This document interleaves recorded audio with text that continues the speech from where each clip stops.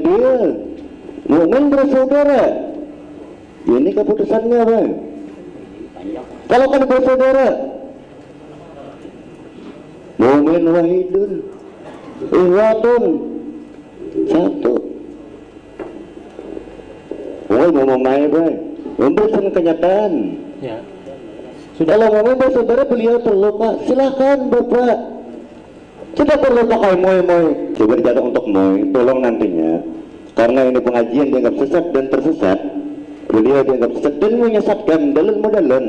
Tolong daripada anggota-anggota pian moy, ajarkan dengan yang hikmah. Ganti tolong sidin.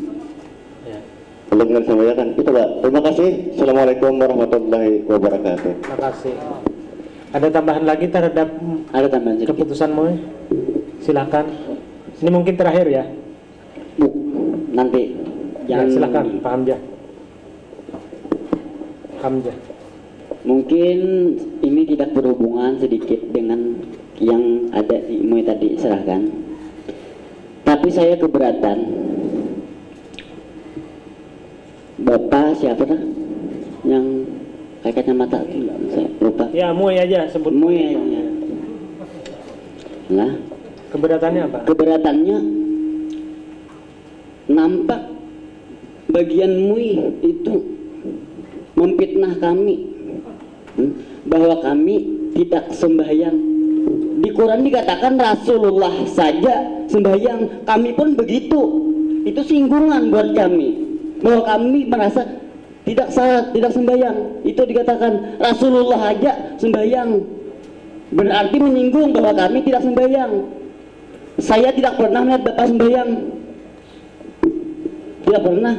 Begitu juga Bapak melihat kami. Perlukah kami saat zuhur ke amuntai, asar ke amuntai? Jangan memfitnah. Maka al ulama warasatul anbiya, ulama itu pewaris para nabi. Nah, adakah nabi mengajari tentang caci mencaci, fitnah memfitnah, bahwa menyambati orang itu ada boleh? Adakah nabi mengajarkan? Adakah? Tentu tidak ada mengajari. Keberatan saya itu fitnah. Nah, begini. Betul. Jadi kita kembalikan kepada rumusan masalah yang ini. Itu yang diluruskan dulu masalah fitnah. Diluruskan dulu masalah fitnah. Cabut fitnah itu. Interupsi. Silakan ke MUI mungkin satu orang. Silakan. Mic-nya tolong diana.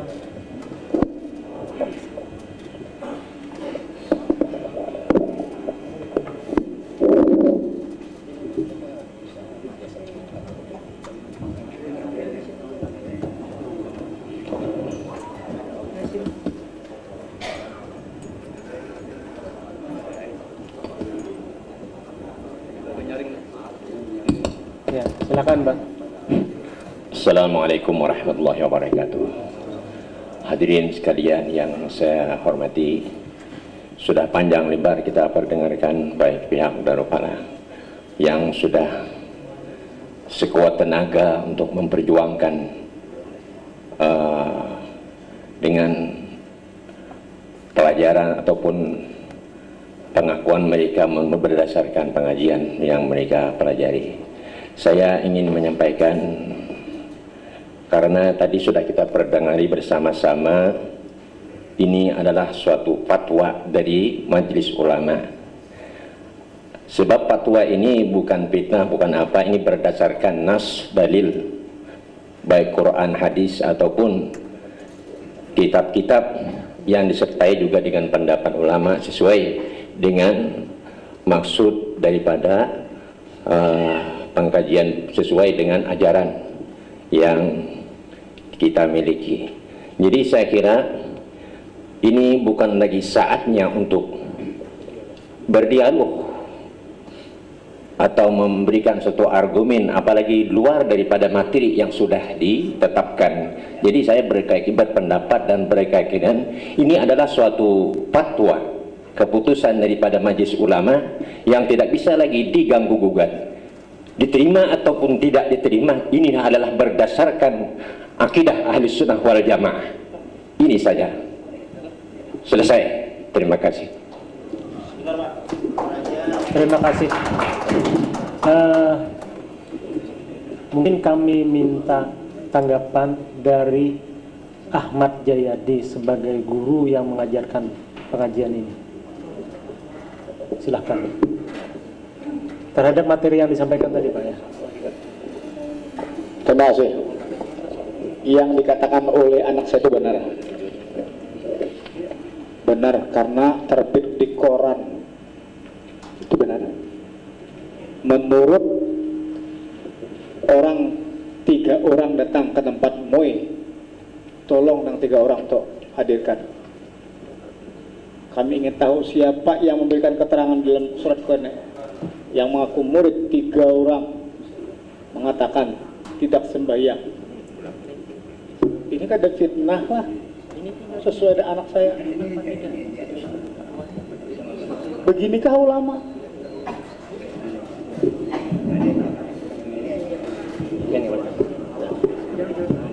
Nah itu, jadi pendapat anak saya itu benar. Kemudian perlu sampai ketahui,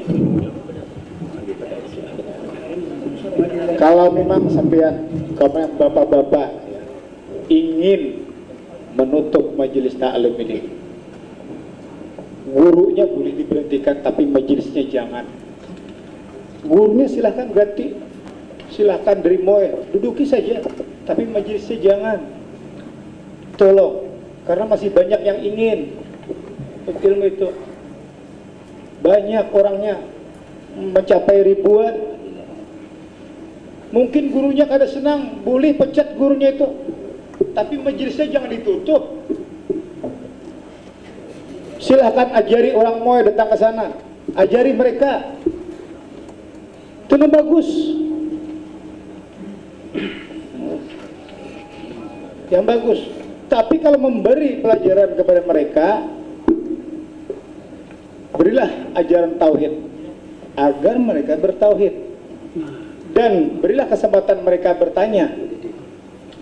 Saya tidak keberatan, Pak, seandainya gitu, silakan saya berhentikan, silakan, tapi majelisnya jangan, karena banyak, ribuan orangnya. Kalau Bapak berpikiran secara jernih, yang mengadukan orang 95, yang hadir ribuan, apakah Bapak memilih yang sedikit daripada yang banyak? Terima kasih. Terima kasih. Mungkin yang untuk materi pengajian sudah tidak ada lagi, ya, tidak ada lagi yang bisa dijelaskan di sini untuk materi pengajian. Kemudian kami kira putusan MUI sudah dibacakan tadi. Untuk itu kami minta, mungkin ada hal-hal yang ingin disampaikan oleh Majelis Ulama Indonesia Provinsi Kalimantan Selatan. Kami persilakan. Dan kita persilahkan MUI Provinsi dulu.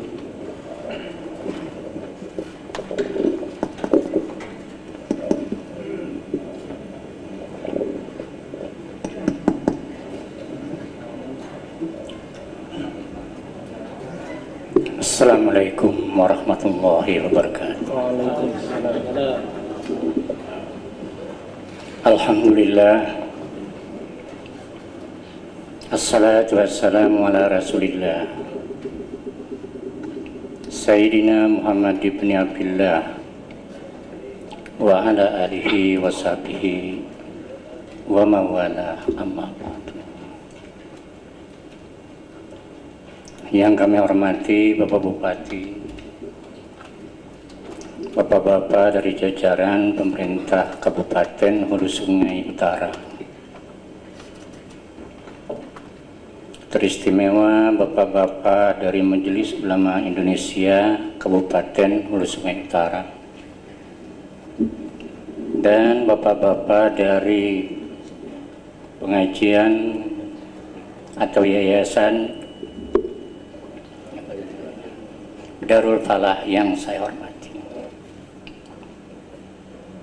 Pertama-tama mungkin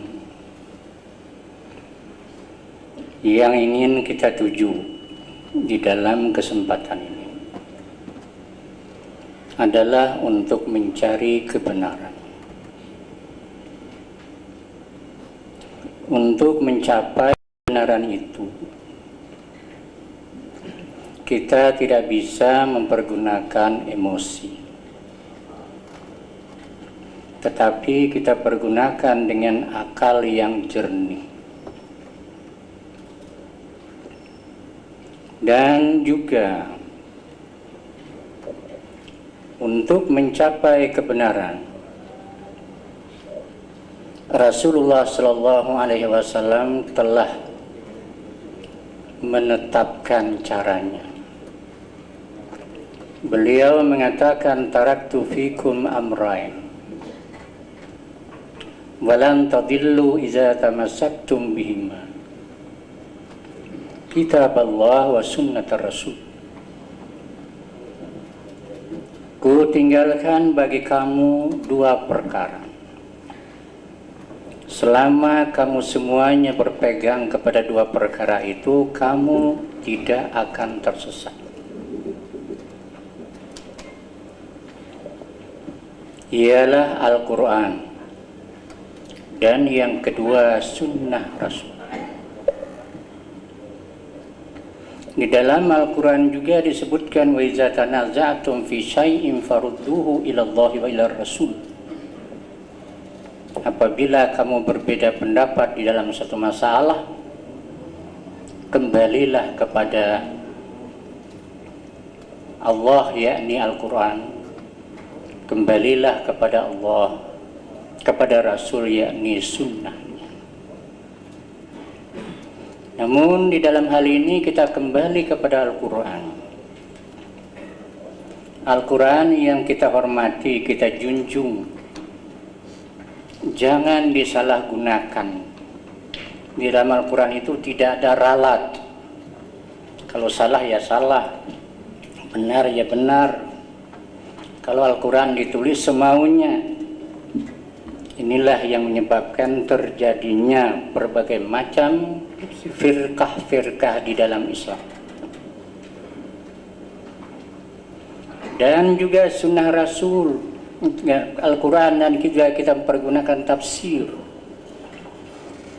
Tafsir Al-Quran yang mu'tabar, bukan dengan otak kita sendiri. Rasulullah mengatakan, man fassara Al-Qur'ana bi ra'yihi fatabawwa maq'adahu minan nar. Siapa yang menafsirkan Al-Quran dengan semaunya, dengan akalnya, fatabawwa maq'adahu minan nar, maka siapkanlah tempatnya di dalam neraka. Ini jangan main-main. Yang kedua, masalah yang kita hadapi sekarang adalah masalah akidah, bukan masalah fikih. Kalau fikih itu hukumnya hanya 5, haram, wajib, sunat, makruh, dan mubah. Kalau kita tergelincir hanya hukumnya itu, tetapi di dalam akidah hanya 2. Yang pertama al-haq, yang benar. Yang kedua al-batil, yang benar. Oleh karena itu dalam hal inilah kita harus berhati-hati. Saya berbicara di depan bapak-bapak, ini guru-guru saya juga di sini. Ini juga saudara kita juga. Saya tidak mengajar, tetapi saya hanya menyampaikan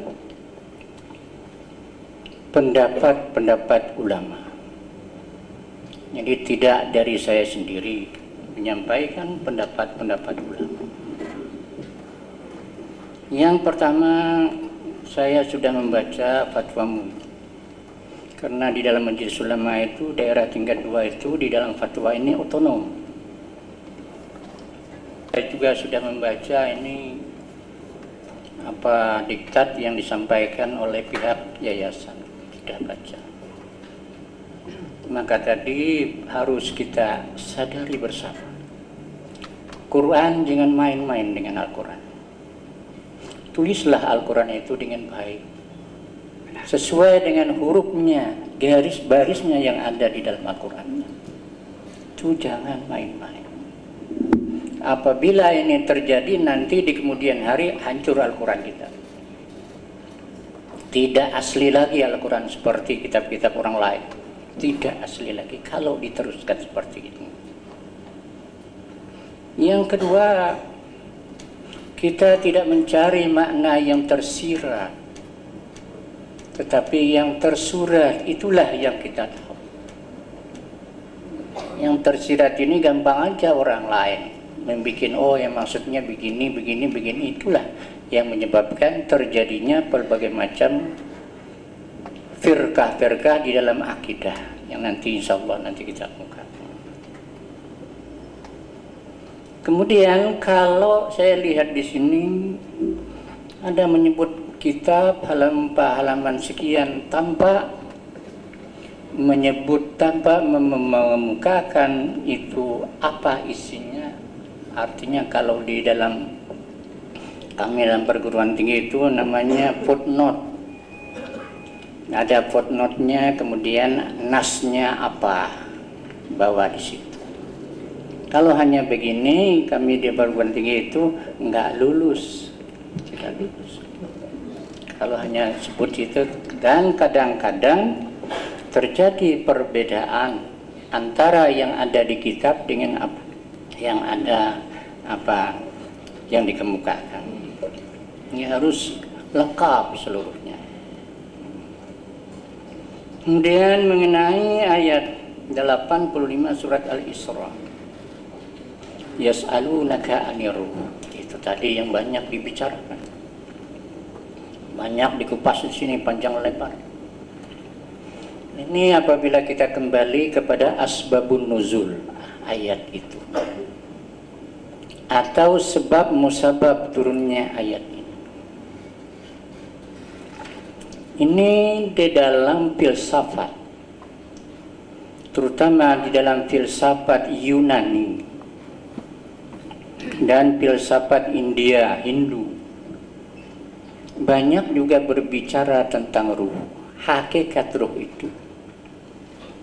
Bagaimana bentuknya, di mana letaknya di dalam tubuh hamba, di kepala apakah ini, sehingga menimbulkan pendapat-pendapat sekian ribu banyak. Orang-orang Yahudi rupanya mempelajari juga ini. Pendapat filosof ini begini, pendapat filosof ini begini, pendapat filosof ini begini. Orang Yahudi mempelajarinya. Lalu bertanya, wahai Muhammad, ini mengaku Nabi dan Rasul, kami uji dulu. Apa tentang ruh itu? Ruh itu apa? Bagaimana bentuknya? Di mana tempatnya? Maka Allah menurunkan ayat yas'alunaka, selagi akan bertanya kepadamu wahai Muhammad. Pertanyaan belum ada, jawabannya sudah ada. Orang akan bertanya kepadamu. Yas'alunaka 'anir ruh. Tanyakan kepada Muhammad itu tentang ruh. Tuhan mengatakan mereka akan bertanya nanti. Ini. Kul, jawab olehmu.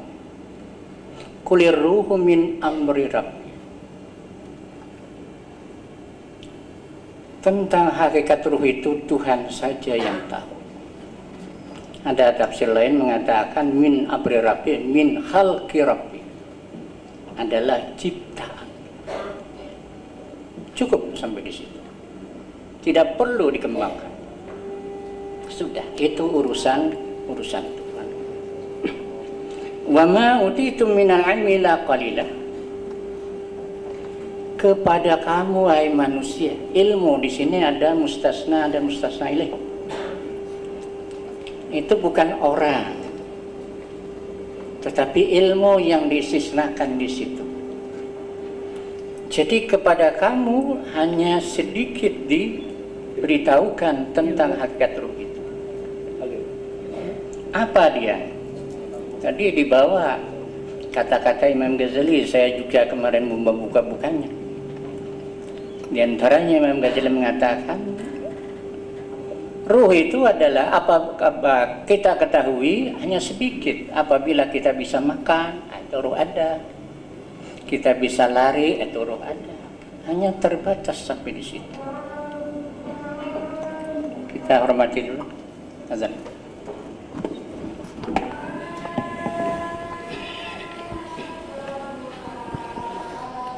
Saudara pemirsa, waktu azan terdengar dan sesaat mungkin kita akan break. Insya Allah mungkin setelah kumandang salat pelaksanaan salat fardu zuhur akan dilanjutkan kembali. Selanjutnya kami kembali ke studio.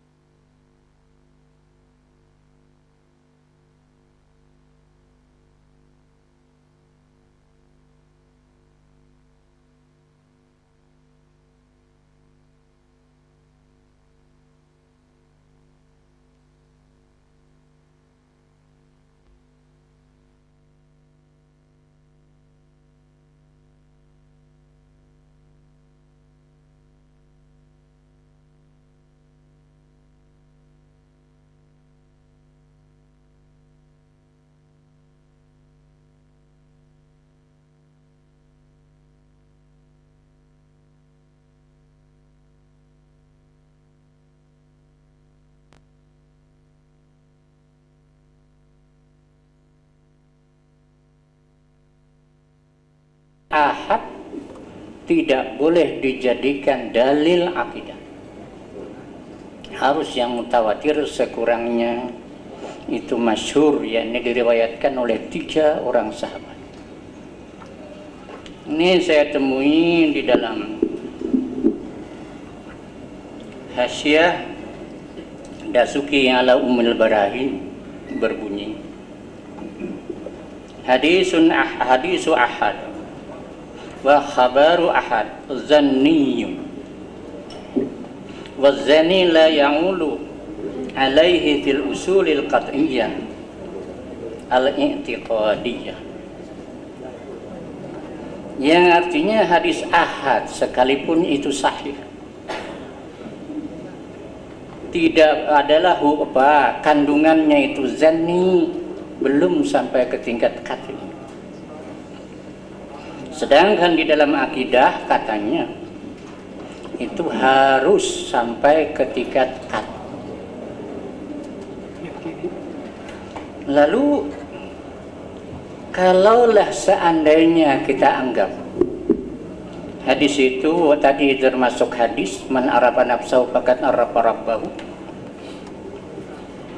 maka di dalam Bajuri juga di dalam kitabnya lain yaitu Tuhfatul Murid ala Jawharita Tauhid, dia berkata waqad warada man arafa nafsahu arafa rabbahu ai itu artinya yakni, yaitu man arafa nafsahu bil hudusi wal faqri,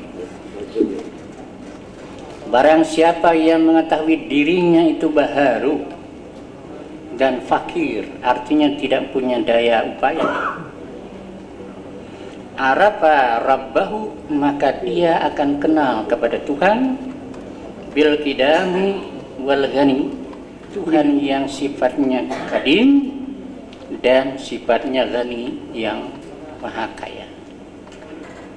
Itu maksudnya. Maksudnya kalau itu dianggap hadis. Tapi ternyata di dalam kitab Imam Ghazali yang lain saya ada bawa kitabnya.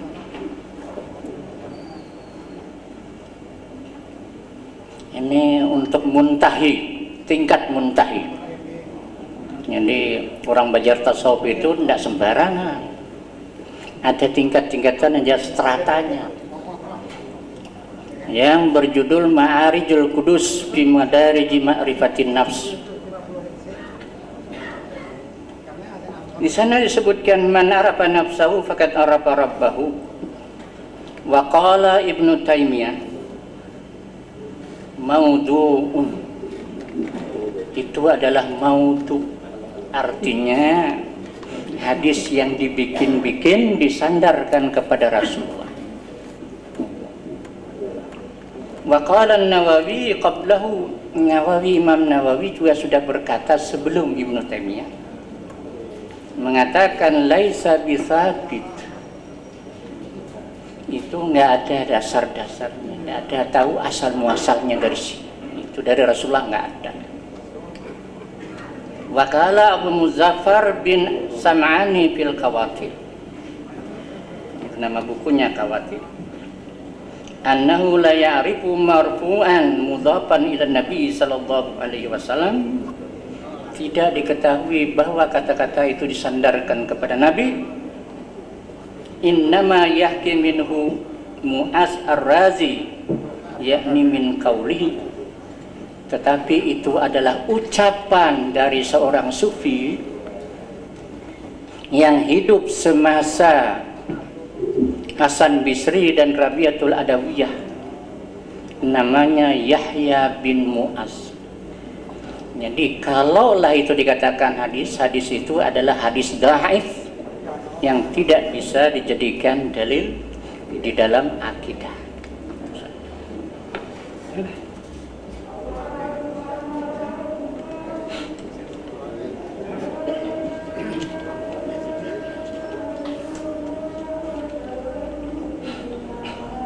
Kemudian apa antara hakikat dengan syariat itu ada hubungannya atau tidak?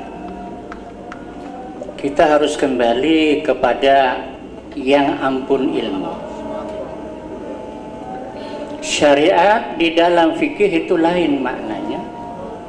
Syariat di dalam tasawuf itu lain pula maknanya. Kalau syariat di dalam fikih itu adalah adalah wahyu. Wahyu yang dibawa oleh Nabi dalam bentuk Al-Quran maupun Sunnah, itu syariat di dalam fikih. Karena itu syariat itu tidak pernah mendapat perubahan. Fikih adalah pemahaman terhadap syariat, itu di dalam ilmu fikih. Tetapi syariat di dalam ilmu tasawuf, syariat itu adalah amal-amal zahiriyah, perbuatan zahir, semulai dari sembahyang, puasa, zakat, dan haji, itu syariat. Karena itu penulis kitab Tanwirul Qulub mengatakan kullu sufiyin faqih wa kullu faqih sufi. Setiap sufi itu dia juga faqih, dan setiap faqih itu juga dia adalah sufi. Jadi ini kita kembali kepada ilmu dasar di dalam agama itu, ada usuluddin, ada tauhid fikih, ada tasawuf. Tasawuf itulah yang dinamakan orang itulah ilmu hakikat atau dinamakan ilmu batin. Tiga ini berjalan sama, sejalan, ketiga-tiganya tidak bisa dipisah-pisahkan. Kemudian mengenai firqah 72, 73, hadis lainnya lagi 74. Ini perlu saya kemukakan karena tadi di dalam senggahan ini mengatakan firqah itu tarekat apa, sumbulia, tarekat ini, tarekat itu bukan, tidak seperti itu. Yang dikatakan firqah di dalam hadis yang dikemukakan itu adalah firqah di dalam akidah. Ini kalau saya lihat di dalam buku yang berjudul Maqalatul Islamiyin oleh Abul Hasan Al-Asy'ari.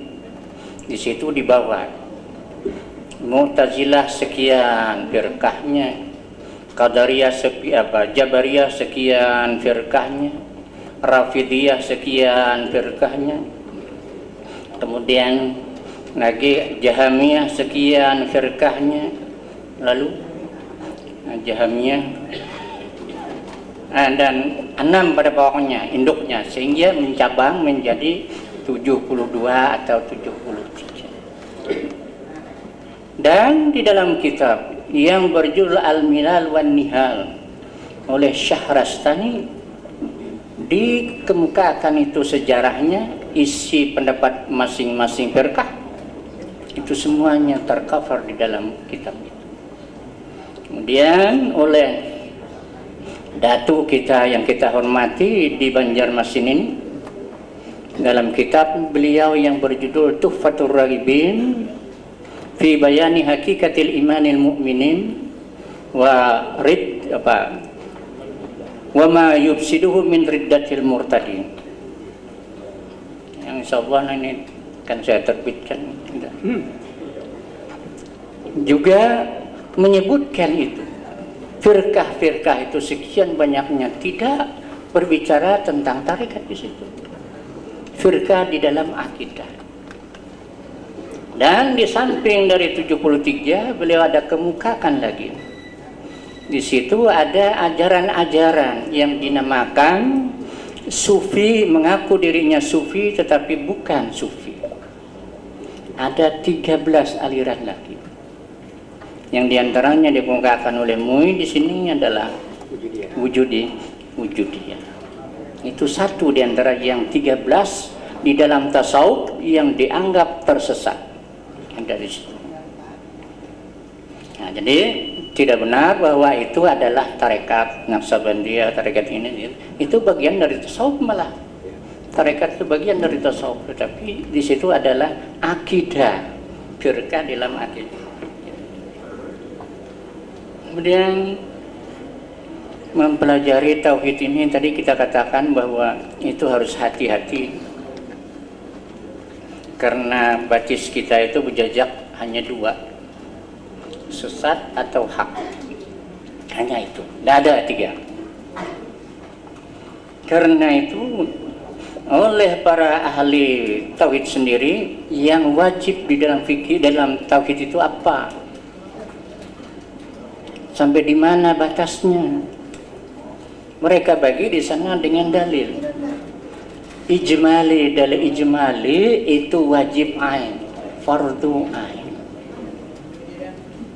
Kelebihan daripada itu sampai mengakui ada apa sampai kepada hakikat tadi itu fardu kifayah, hanya cukup bagi beberapa orang, nggak perlu semua orang. Karena itulah mereka membagi tingkatan orang mempelajari tauhid dan tasawuf itu, ada yang dinamakan muftadi, kitabnya hanya ini, ilmunya hanya ini, itu pemula. Yang sudah berkembang mutawasid, pertengahan, kitabnya ini. Ada yang muntahi, itulah tadi yang berbicara tentang Nur Muhammad dan sebagainya, itu muntahi. Kitabnya ini yang dipelajari.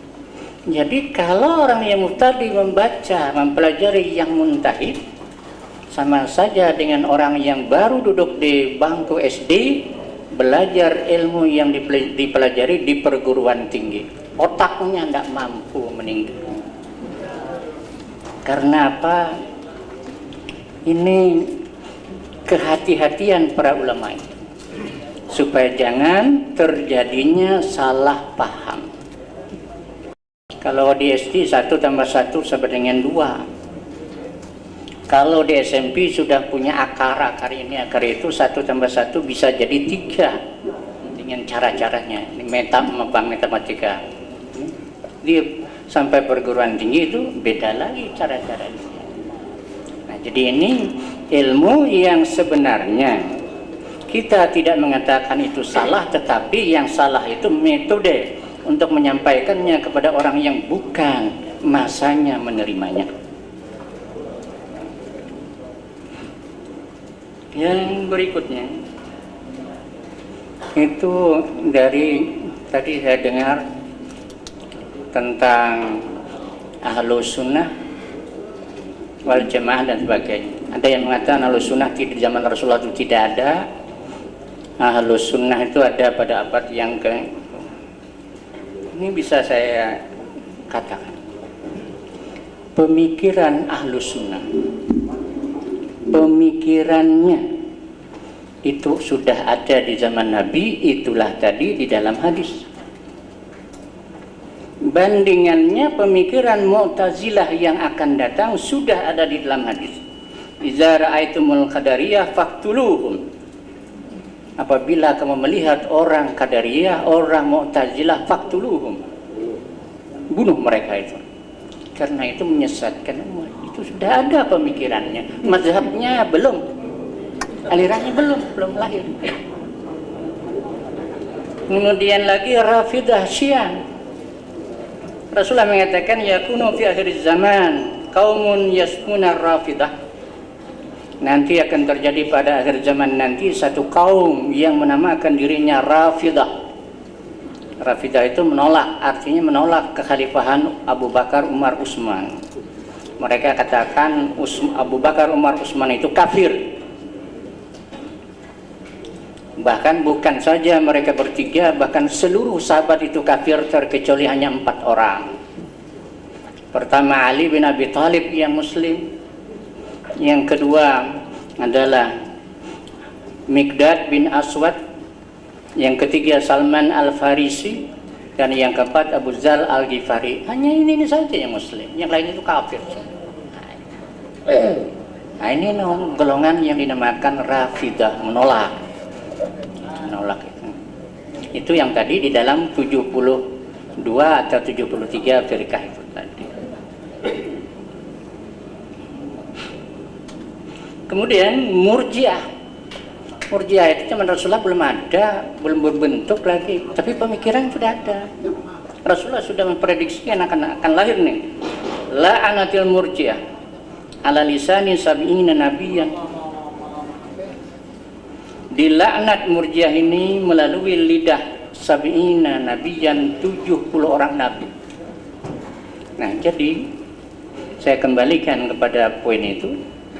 Pemikiran Ahlus Sunnah itu sudah ada zaman Rasulullah, tapi mazhabnya baru timbul pada masa pemerintahan Bani Abbasiyah yang tadi dikatakan pendirinya Abul Hasan Asy'ari, Al-Maturidi dan Sanusi.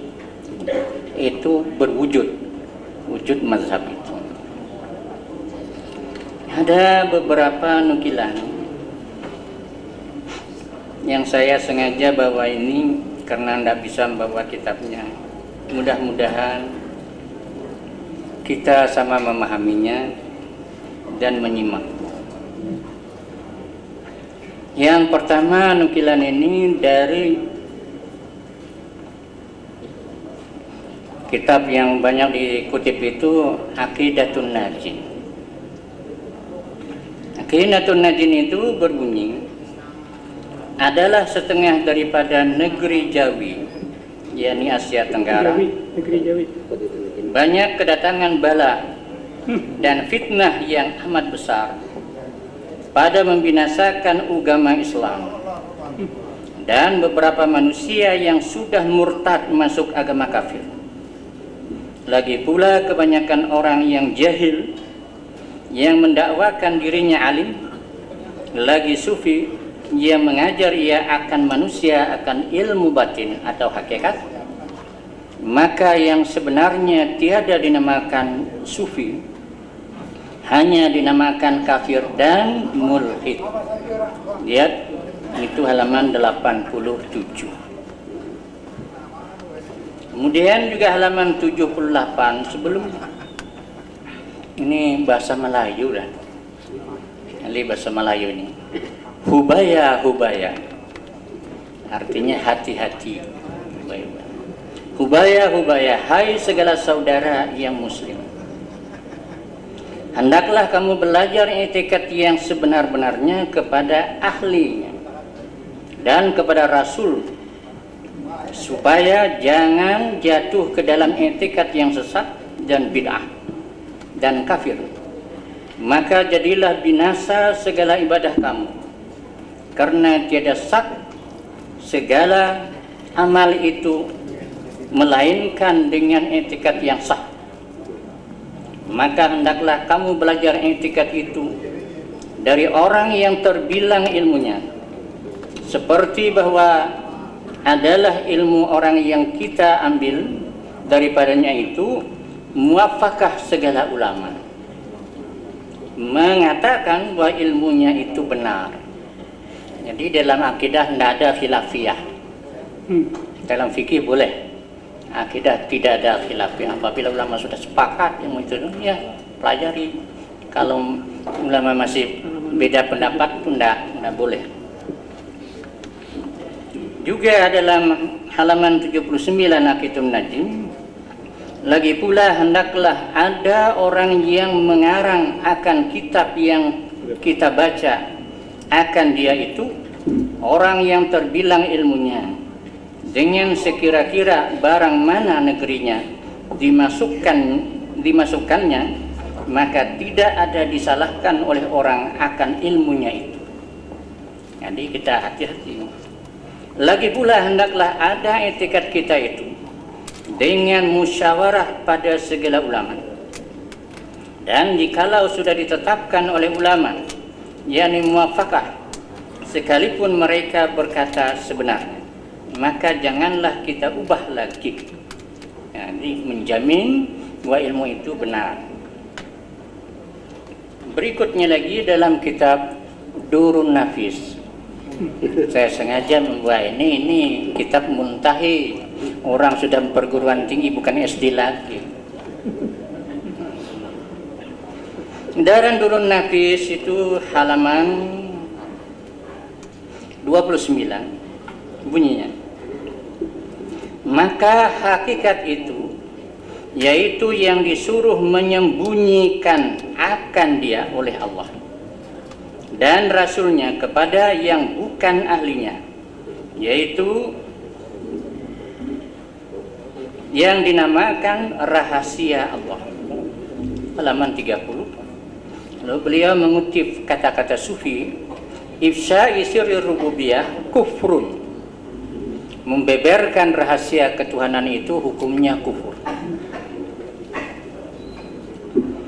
Dan seorang sufi yang bernama Sahal Al-Tusturi berkata, la tatla'ul ahdas alal asrari qabla tumakkinhum.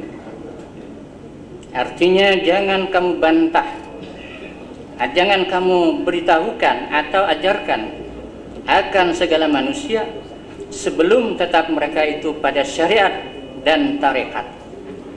Jadi sebelum sampai ilmu dalam tasawuf itu, ilmu yang tiga ini ada syariat dulu, baru yang kedua itu tarekat, baru yang ketiga hakikat. Hakikat itu ujung. Tidak boleh dari ujung ini ke atas, tidak boleh, harus dari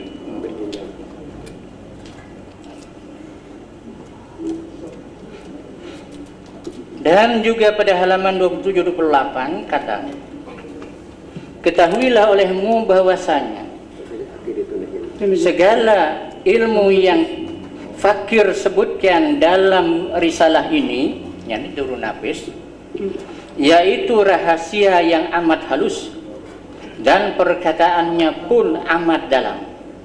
Tiada yang mengetahui dia melainkan ulama yang rasikh, yakni yang tetap, yang terdahulu cahaya nur cahayanya dari perkataan, karena itu rahasia anbiya dan aulia. Lalu beliau mengatakan lagi, dan tiada berizin oleh syara menyatakan dia kepada yang bukan ahlinya. Nah, ini hakikat itulah jadinya. Seterusnya lagi dalam Aqidatun Najm, tiada wajib belajar martabat 7, itu yang ada di dalam Durun Nafis, karena tiada ahlinya pada masa sekarang ini. Menurutnya dah tidak ada lagi, maka seyogianya ditinggalkan dia karena sangat dalam mafhumnya, maka tiada kita ketahui akan maksudnya, dan terkadang zahirnya menyalahi ia akan syariat, maka batinnya tiada bersalahan, tetapi kita tiada paham akan batinnya itu, maka kita paham zahirnya, maka jadi membawa kita kepada binasa, karena beberapa kitab orang yang terdahulu ditinggalkan karena tiada ahlinya yang mengajarkan akan dia dan menghuraikan maknanya. Apa pula tanah Jawi? Di tanah Arab aja ada kawa orang memahaminya, apalagi di wadah kita.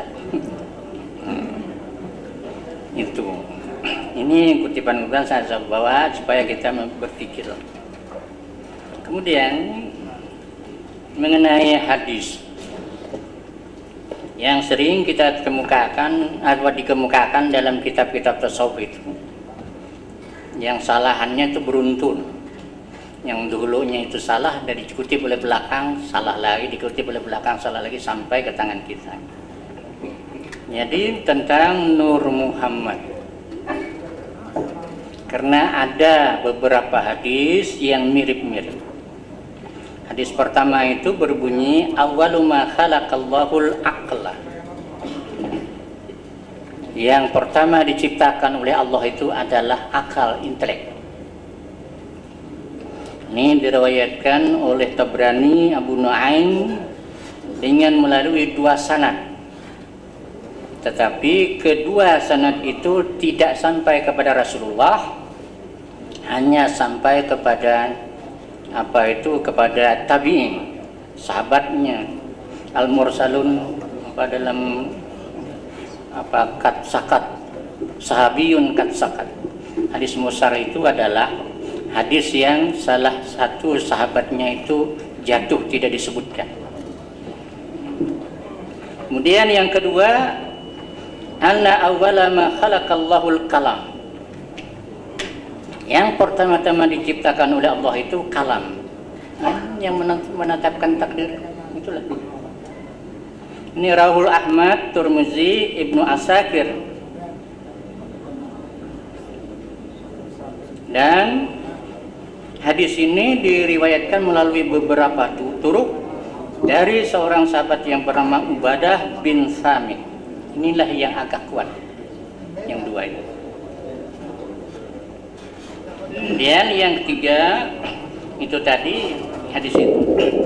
Jadi di dalam penelitian Syekh Sangkiti dari Madinah meneliti hadis itu panjangnya 1,5 halaman.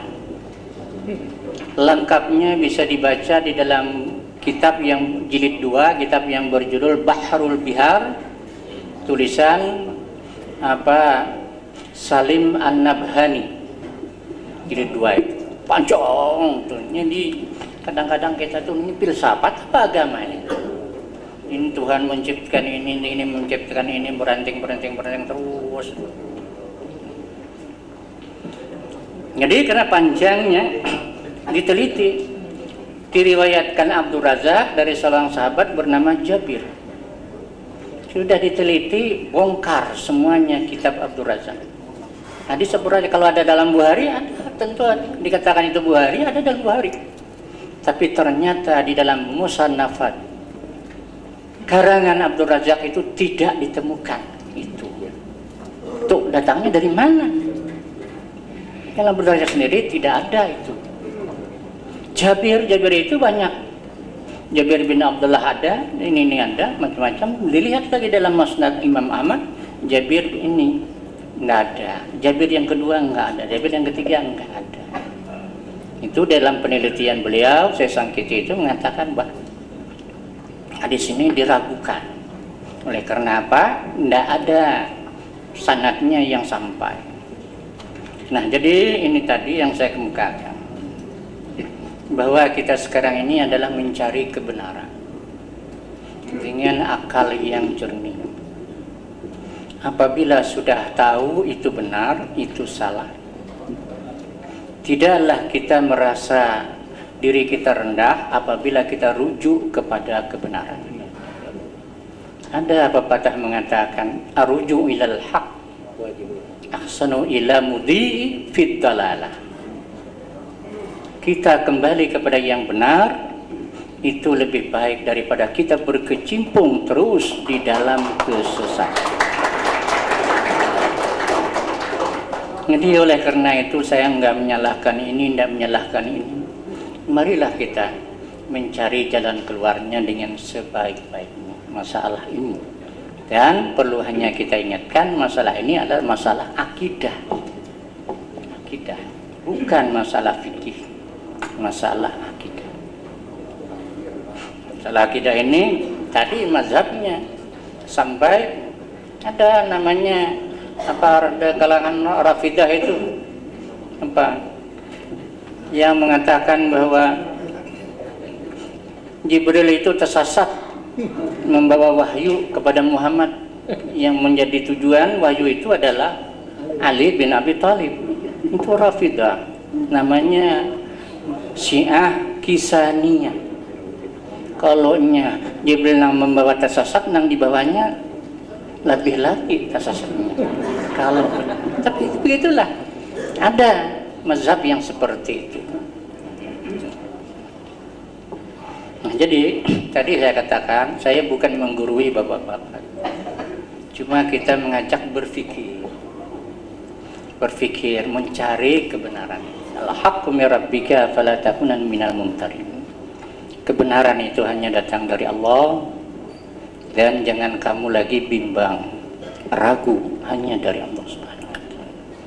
Nah, jadi dalam kesempatan ini Pak Bupati, itulah marilah kita mencari jalan keluar dari ini supaya masyarakat kita selamat. Jadi bisa mungkin yayasan bisa berjalan dengan catatan-catatan. Mau juga merasa lega dengan adanya perubahan. Jadi mencari jalan yang kalau bahasa kita menarik rambut dari kelapung, tepat. Menarik rambut dari kelapung sehingga tidak ada pihak yang merasa bahwa dia dipojokkan. Tapi kita sama-sama mencari kebenaran. Sekian Pak Bupati. Assalamualaikum warahmatullahi wabarakatuh. Terima kasih.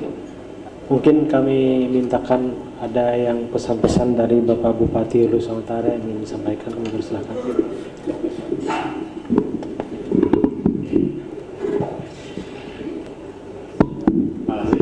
Assalamualaikum warahmatullahi wabarakatuh. Bapak-bapak dari Majelis Ulama Indonesia Kalimantan Selatan dan Sulawesi Utara yang hormati, bapak-bapak dari pengajian Darul Falah yang hormati, ketua dan seluruh anggota dewan, bapak-bapak muslim kita, para habaib, hadirin yang berbahagia. Syukur alhamdulillah pada kesempatan ini kita dipertemukan, dan kami atas nama pemerintah daerah mengucapkan terima kasih dan penghargaan yang seterusnya atas kehadiran bapak-bapak semua, yang semuanya tentunya mempunyai etiket yang baik, etiket yang sama, yakni sebagaimana disampaikan oleh para habaib tadi, tujuan akhir kita adalah untuk kemaslahatan umat. Jadi tujuan akhir kita adalah untuk kemaslahatan umat. Jadi kami terima kasih sekali kehadiran bapak-bapak ada sama dengan kita ada. Jadi kita punya etiket yang baik dalam rangka untuk kemaslahatan umat. Dalam kaitan ini, bapak dan saudara, memang acara ini kita rekam langsung, siarkan langsung melalui televisi, dengan harapan tentunya seluruh warga Sulawesi Utara pada khususnya maupun masyarakat lain pada umumnya bisa mengikuti secara seksama. Jadi dari berbagai babak kegiatan atau beberapa session kegiatan, yang pertama kita sudah mendapatkan secara lengkap, secara tuntas identitas dari Ahmad Jayadi, baik yang diungkapkan dari Kodim 1001 maupun dari bapak-bapak para habaib yang mempunyai silsilah lengkap. Kemudian juga kita telah mendengari fatwa ulama. Fatwa ulama. Dari mana fatwa ulama ini diperoleh berdasarkan hasil rumusan yang didasarkan pada VCD yang diberikan kepada majelis ulama, kemudian materi-materi yang disampaikan. Jadi kita bisa baca apa yang difatwakan ulama, dan terlebih tentunya Bapak dan Saudara, sebagaimana apa yang diungkapkan oleh yang mulia yang kita hormati Bapak-bapak dari Majelis Ulama Kalimantan Selatan. Jadi dalam kaitan ini saya meminta, saya menghimbau seluruh warga Nusantara pada khususnya bisa memahami, bisa menyikapi semua ini dengan pikiran jernih, pikiran yang tenang. Itu saja harapan saya. Bisa memahami apa, karena mana Bapak dan Saudara, pertama ini kami terima kasih sekali difasilitasi oleh Pak Ketua Anggota Dewan, khususnya Pak Ketua, agar permasalahannya bisa terungkap dengan jelas. Kita memang yakin tidak semua pihak bisa puas dengan apa yang kita hasilkan pada hari ini. Namun sebagaimana saya sampaikan tadi, saya minta, saya mohon seluruh masyarakat kita bisa memahami, bisa menyimak apa yang telah kita peroleh hari ini. Jadi saya ulangi, kita sudah tahu persis identitas apa yang dilakukan dari pihak Interkodim, apa yang dilakukan oleh bapak-bapak dari para habaib, beberapa materi pelajaran yang dibotiri oleh bapak-bapak Ketua Majelis Ulama Nusa Utara, juga sebagai buah atau kesimpulan seluruhnya tadi juga disampaikan oleh Majelis Ulama Provinsi Kalimantan Selatan. Itulah tentunya harapan kami. Kita berharap bahwa karena mana agama itu adalah rahmatan lil alamin, berharap kita tercipta suasana dan situasi yang damai, aman, dan sejahtera. Karena mana ini adalah merupakan tugas kami selaku Bupati dalam rangka pembinaan kemasyarakatan. Jadi tugas-tugas kami dengan didukung oleh Bapak-Bapak Musbida dan seluruh anggota Dewan melaksanakan pemerintahan, melaksanakan pembangunan, dan pembinaan kemasyarakatan. Karena mana ini juga merupakan tanggung jawab kami. Karena kami sebagai pemimpin di daerah ini, kami akan mempertanggungjawabkan dengan kehadiran Allah Subhanahu wa Ta'ala. Terima kasih atas segala perhatian. Wabillahi taufiq wal hidayah. Wassalamualaikum warahmatullahi wabarakatuh.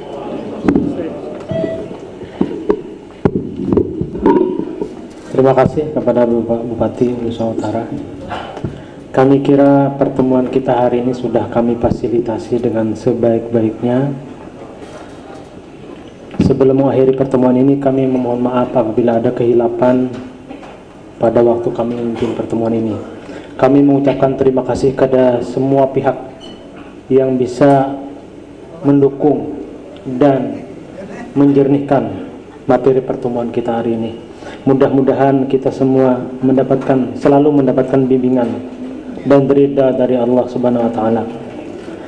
Dengan demikian, marilah kita akhiri pertemuan kita hari ini dengan sama-sama mengucapkan Alhamdulillahirabbil alamin. Wallahul muwaffiq ila aqwamit thoriq. Wassalamualaikum warahmatullahi wabarakatuh. Saudara pemirsa dimanapun Anda berada dan dimanapun siaran ini dapat diterima, nampaknya acara pertemuan atau sharing dengan Yayasan Darul Falah serta Dewan Perwakilan Rakyat serta Majelis Ulama Indonesia Kabupaten Nusa Utara tampaknya sudah berakhir. Mungkin sepintas kita belum bisa mengambil satu keputusan, namun dari apa yang disampaikan oleh Bupati Nusa Utara tadi bahwa fatwa Majelis Ulama Indonesia juga sudah diterbitkan. Di samping acara ini sengaja disiarkan secara langsung melalui Amudaya Televisi, diharapkan dapat mengambil diharapkan masyarakat yang mendengar secara langsung bisa mengambil kesimpulan sejauh mana yang benar dan yang harus ditinggalkan. Nah, saudara pendengar, dengan demikian berakhir pula siaran kami pada siang hari ini. Terima kasih atas segala perhatian dan kebersamaan Anda. Seluruh kerabat kerja mengucapkan sekali lagi selamat siang. Wassalamualaikum warahmatullahi wabarakatuh. Selanjutnya kami kembali ke studio.